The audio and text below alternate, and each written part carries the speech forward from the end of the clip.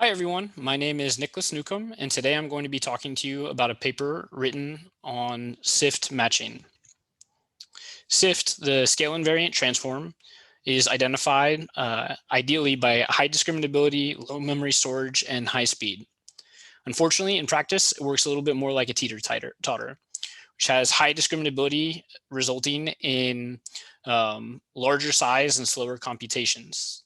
In this paper, written by Fabio Bellavia and Carlo Colombo, it's aimed to identify methods to mitigate this balancing act by optimizing the discriminability, minimizing storage, and maximizing the speed. The specific areas include quantization, binarization, and contextual matching. The first thing discussed in this paper is the ability to minimize storage requirements through the use of quantization. The paper suggests that quantization has often been regarded as an afterthought and rarely considered a viable alternative to minimizing storage requirements for SIFT.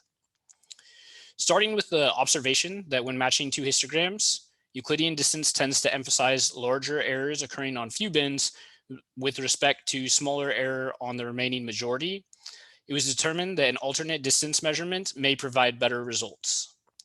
Specifically, the L1 Manhattan norm was contrasted with the Euclidean distance. As the graph of L1 and L2 distances shows, the distance is less dispersed for L1. This in turn suggests that an alternative quantization scheme can be described as you can see here. Q, the minimum of G divided by a scaling coefficient, multiplied by a saturation threshold in bits, and the same threshold minus 1. Three possible maps of G are considered.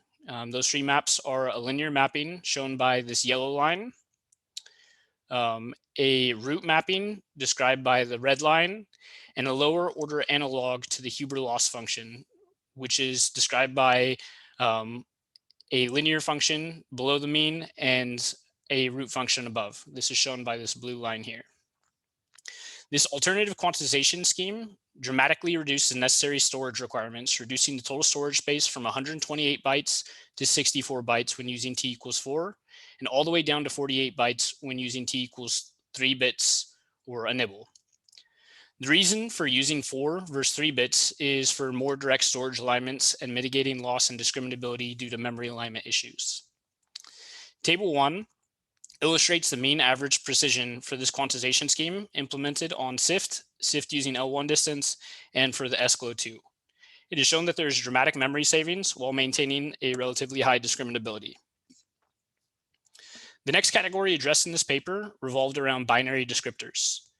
Binary descriptors are designed to be compact and fast at the expense of robustness, just like we discussed earlier with the teeter-totter. The author, however, borrows some of their previous work and incorporates binarization techniques they use for SGLO2 into SIFT. Binary SGLO2 binarizes the SGLO2 by comparing all possible pairs of histogram bins in a hierarchical way. This process, opposed to working on individual intensities, works on final descriptors, which makes it more robust. This mitigates some of the adverse effects of improving speed and compression. Applying this concept to SIFT can be shown through this procedure that you see here on the left.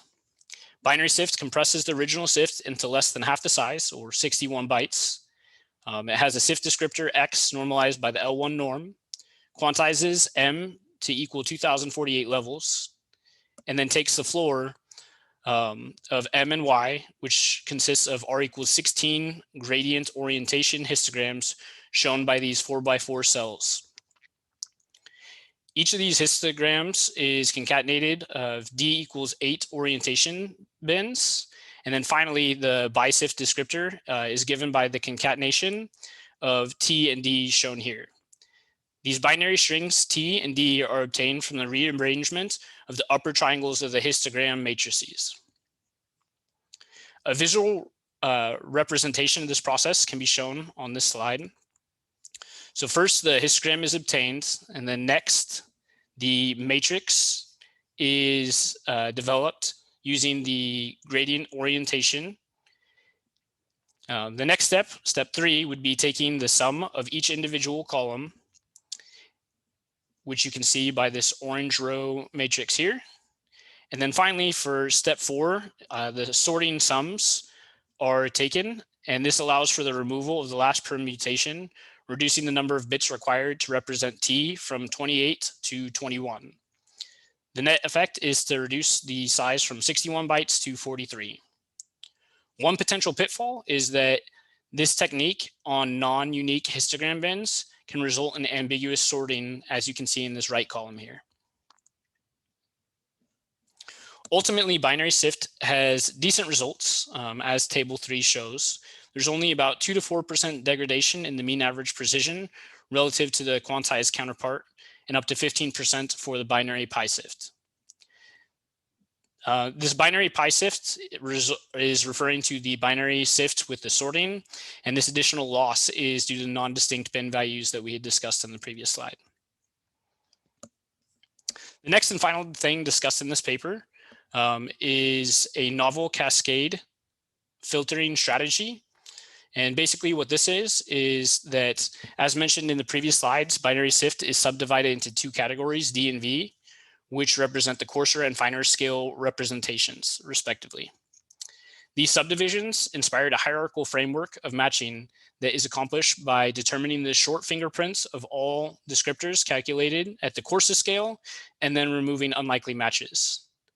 After unlikely matches have been removed, processing of remaining candidates resume as usual without the unnecessary computations from the pre-filtered unlikely matches.